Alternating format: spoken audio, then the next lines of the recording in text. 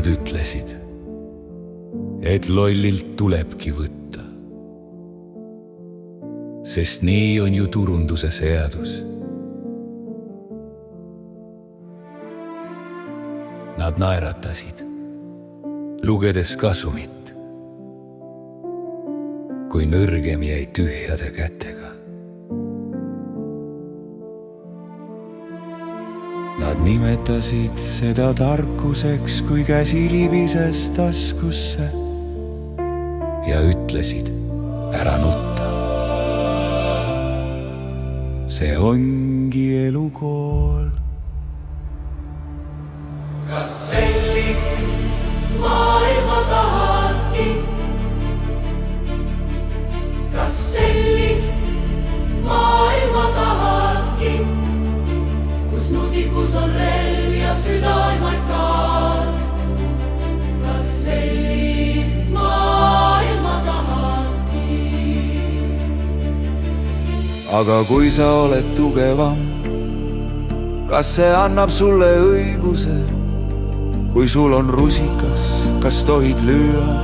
Kui sul on relv, kas võib sind nimetada jumalaks? Kas sellist maailma tahadki?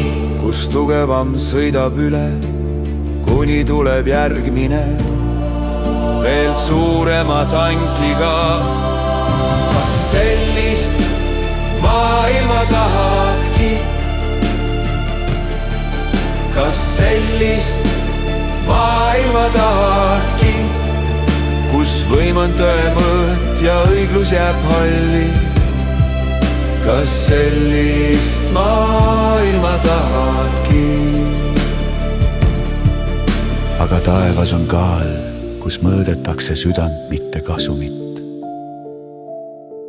Seal on kivi, mille peal on kiri. Õiglane mõõt kuulub issandale. Seal ei loe nutikus ega kiire keel, vaid kas sa tundsid ära ligimese, kui ta tuli palja jalu ja sa nimetasid teda lolliks. Tuli, mis põletab vale, ei tee haiget kullale. Kui tuli puudutab sind ja sa ei põle, siis tead, et oled andnud, mitte võtnud. Ja kui lollilt võtsid, tagasta issandale, sest kõik, mis pole armastusest, muutub lõpuks tuhaks.